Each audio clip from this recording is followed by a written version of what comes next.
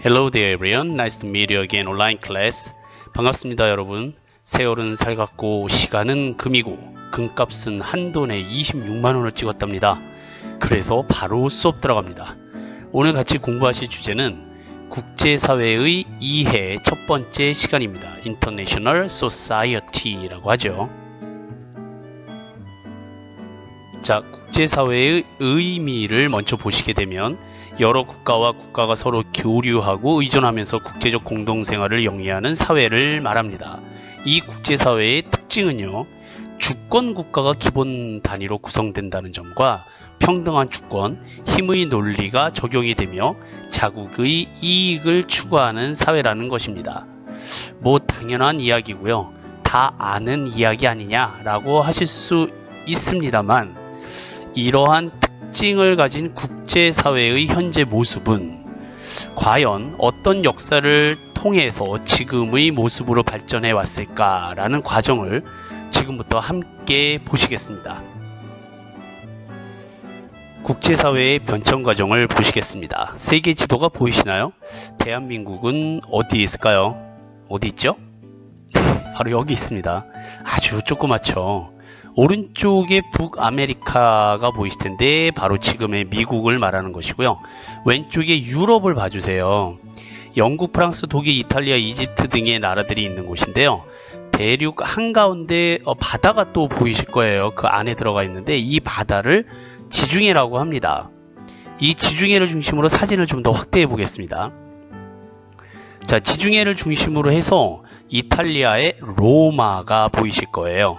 이 로마가 BC 270년부터 AD 400년쯤까지 유럽을 중심으로 전 세계를 다스렸던 나라입니다. 로마는 유럽 전체를 정복하고요.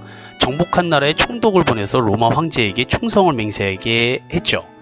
자, 지도에서 오른쪽에 보시면 그리스가 있고요. 그 아래를 보시면 알제리, 리비아, 그리고 이집트가 보이실 거예요.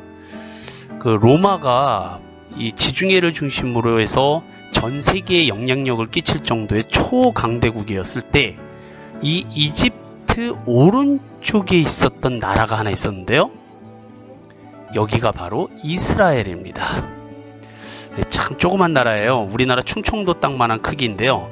이 작은 나라에서 기독교와 천주교, 네, 그러니까 교회와 성당 다니시는 분들은 잘 아시겠습니다만, 네, 예수 그리스도라는 분이 태어납니다. 그 우리나라도요, 일본의 식민지였듯이 이스라엘도 이 당시 로마의 식민지였습니다. 당연히 이 조그마한 나라에서 그것도 말 구유에서 태어난 아기가 신의 아들이라고 생각한 사람은 아무도 없었겠죠. 그 신앙은 나중에, 아주 나중에 생겨나게 되는데요. 아무튼 이분은 목수의 아들로 자라서 이스라엘에서 이단 종교의 지도자라는 제목으로 십자가에 비참하게 못 박혀 돌아가시게 됩니다.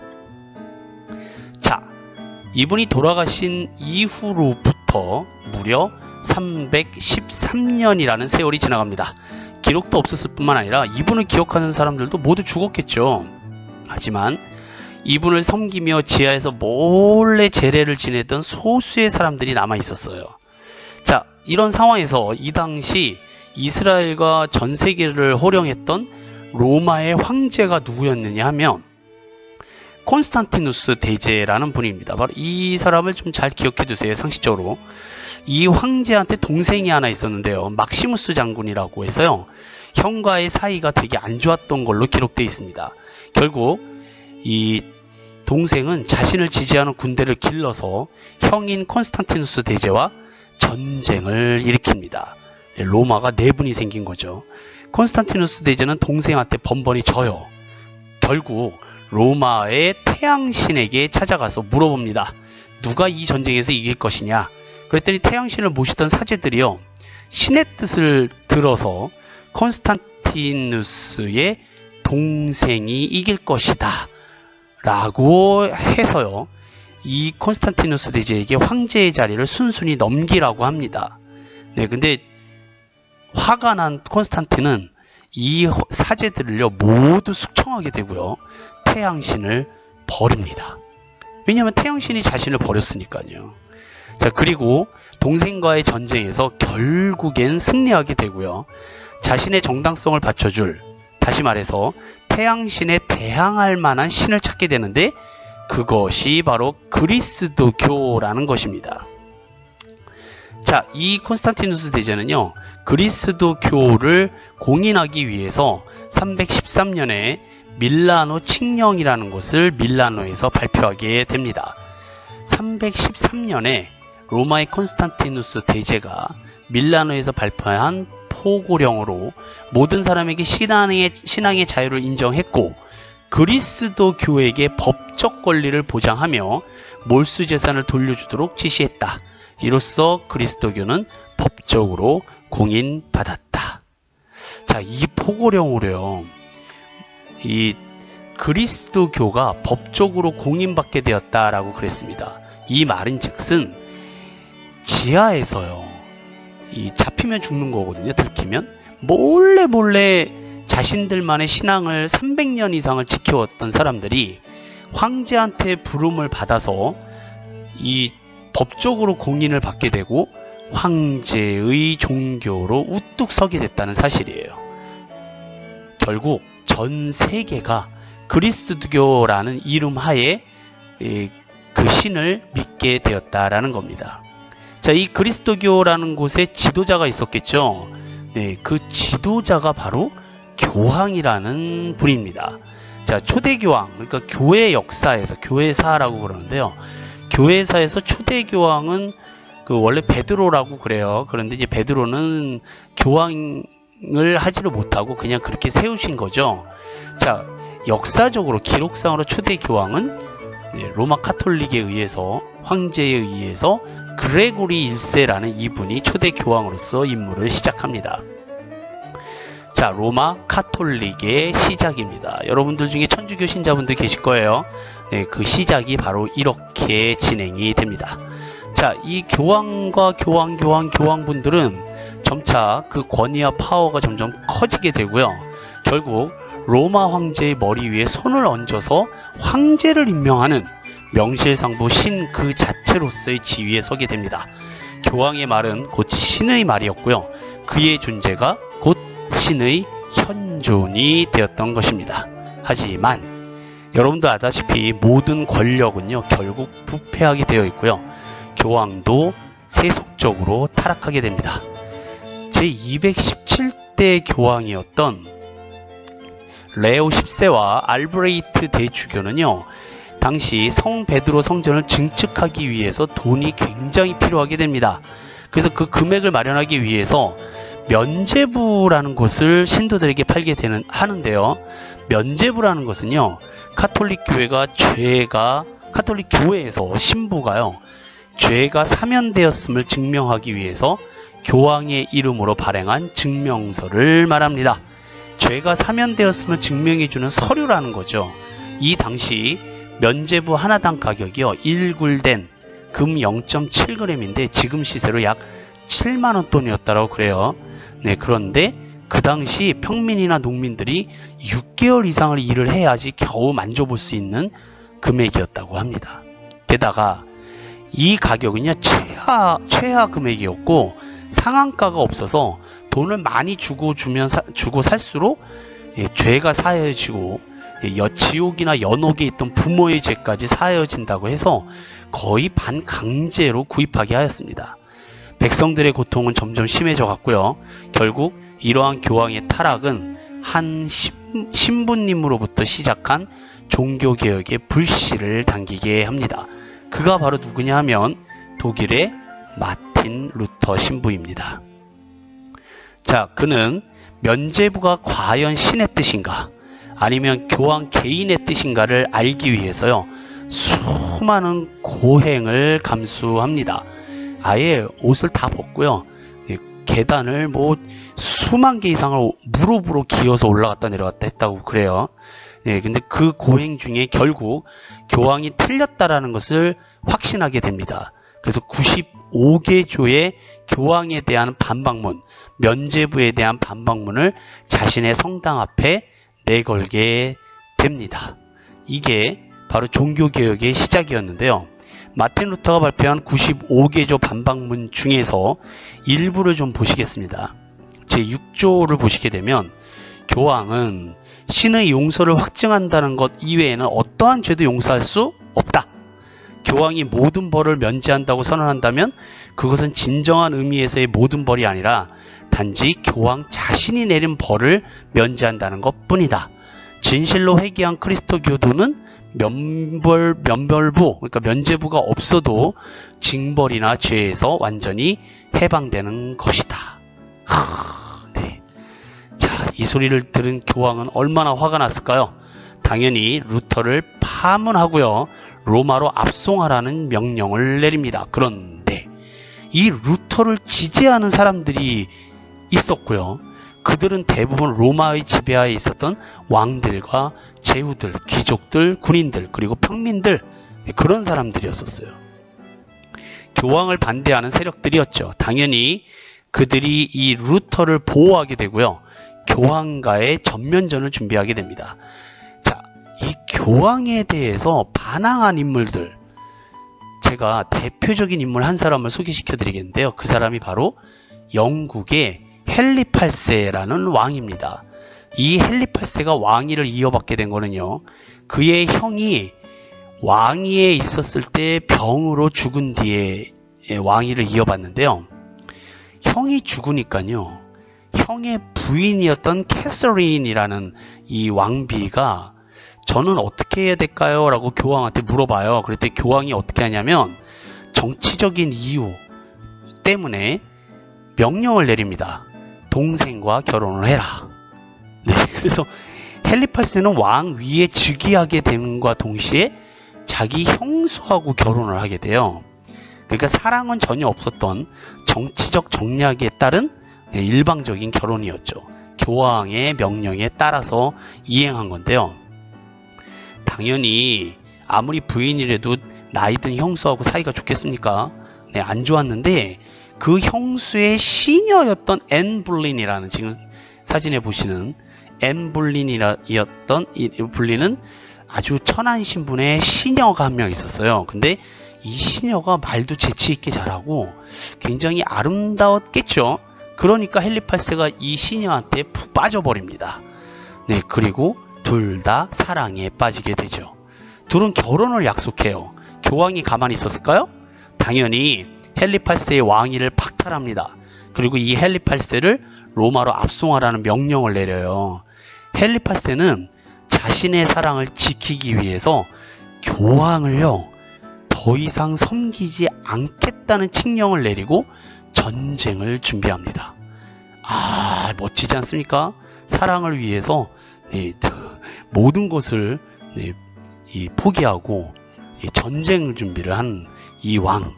자, 놀랍게도요, 결론만 말씀을 드리면 헨리 8세가 교황의 어마어마한 군대를 물리치고요, 왕위를 지킵니다. 네, 멋지네요. 하나의 드라마 같습니다. 전쟁에서 승리한 헨리는요, 영국만의 교회를 설립하는데요. 그게 바로 영국 국교회라는 거예요. 네, 이 헨리 8세는 1534년에 성직자 임명법 및 수장령을 공포를 하고요. 영국 교회를 로마 교회로부터 결정적으로 분리를 시키게 됩니다. 이제 더 이상 교황을 따르지 않겠다 이거죠. 지금 사진에 보시는 교회는요, 영국의 국교회를 대표하는 웨스트민스터 사원입니다. 네, 이 영국의 국교회는요, 개인이 설립하거나 종교단체에서 설립한 게 아니라 영국이라는 국가가 직접 운영하는 교회라고 보시면 됩니다. 네, 우리나라는 국교회라는 게 없죠. 그러니까 다시 말해서요, 영국 국교회의 신부님들은요, 다 영국 공무원들이에요. 아무나 될 수 있는 게 아닙니다. 게다가 이 영국 국교회의 신부가 되기만 하면 평생 먹고 사는 것을 국가가 보장해 줄 만큼 영국 국교회는 가톨릭이나 천주교와 전혀 다릅니다. 네, 헨리 8세가 원래 교황을 거부했었으니까요. 자, 거기에다가요, 이 영국 국교회 신부님들은요, 술, 담배도 하고요, 결혼도 합니다. 게다가 이혼도 하고요, 재혼도 가능합니다. 네, 신부님이 이런 것들이 가능하다는 게 참 이상할 정도입니다. 왜냐하면 헨리 8세가 자신이 결혼하고 이혼하고 재혼하고 막 그런 짓을 되풀이했으니까 그걸 신적인 정당성을 부여해야 되거든요. 자, 여담이긴 합니다만 부천에 있는 그 성공회 신학대학이 있어요. 이 성공회가 바로 영국 국교회의 이름이거든요. 근데 이 영국 성공회 신학대학은요, 카톨릭 신학대학과는 완전히 다른 성격의 신학을 공부한다는 것입니다. 따라서 혹시요, 주변 지인분들 중에 신부가 되기를 원하는 학생이 있다면요, 딴 데 가지 말고 성공회 대학교 신학과를 가라고 적극 말해주세요. 영국 유학은 물론이고요, 신부가 되면 광화문에 있는 성공회 성당에서 신부를 하면서 집도 나오고 차도 나오고 결혼도 하고 이혼도 하고 재혼도 하고 네, 그렇게 할 수 있답니다. 자, 아무튼 교황을 반대했던 사람들 중에 가장 유명한 사람을 뽑아라 그러면 바로 마틴 루터와 헨리 8세였다라고 보시면 좋으실 것 같습니다.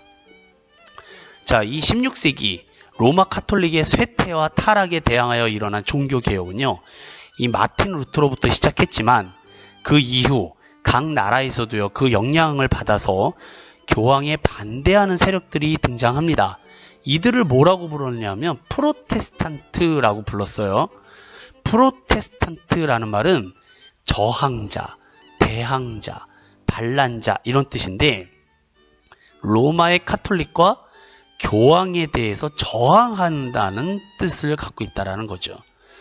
이 프로테스탄트를요, 우리나라에서는 지금 기독교, 개신교도들이라고 부릅니다. 장로교, 감리교, 성결교, 침례교 등의 기독교도들. 네.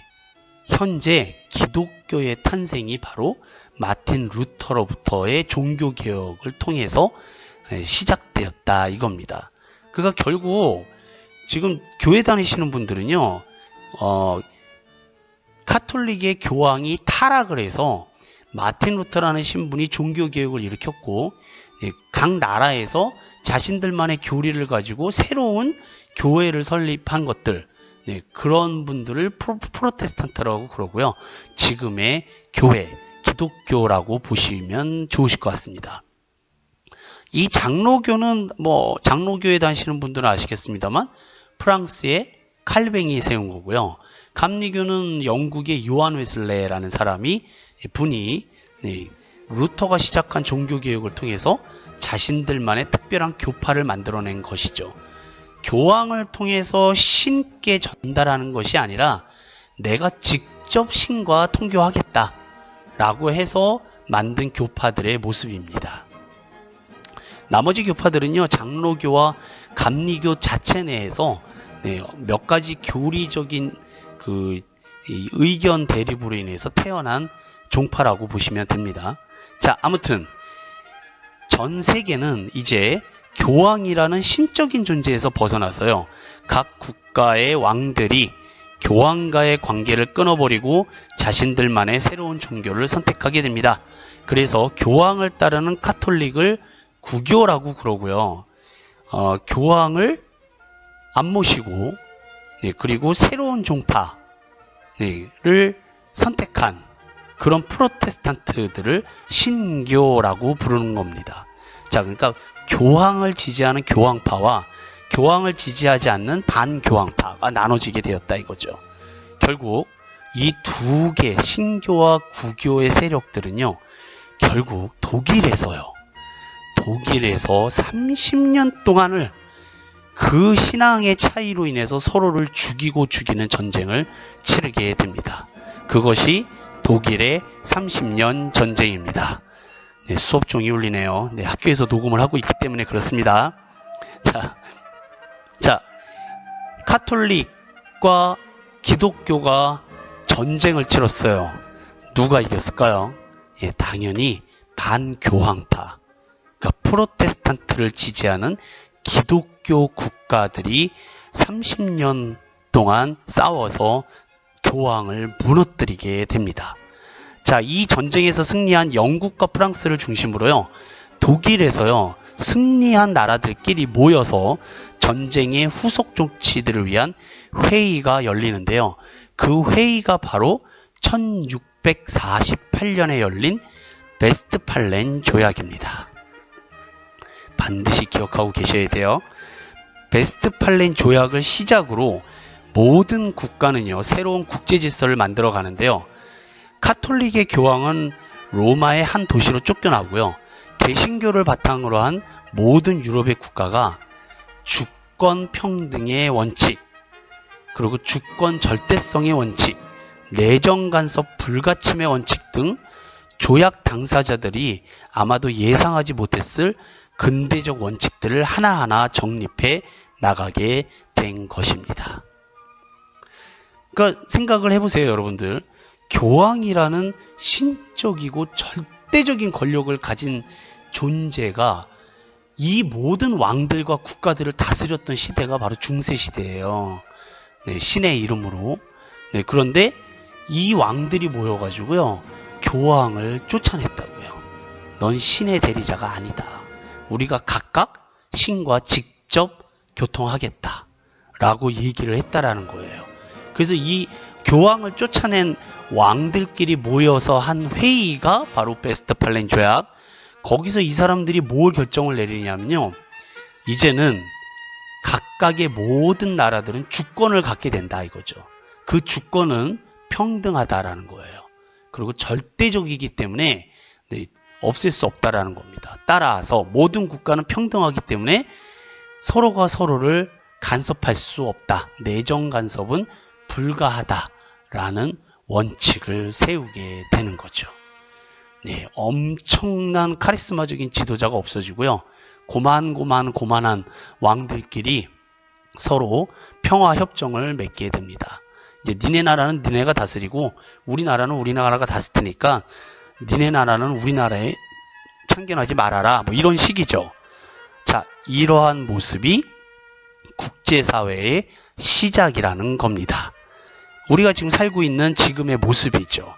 자, 여기까지요. 네, 국제사회의 탄생 역사를 같이 공부하셨습니다.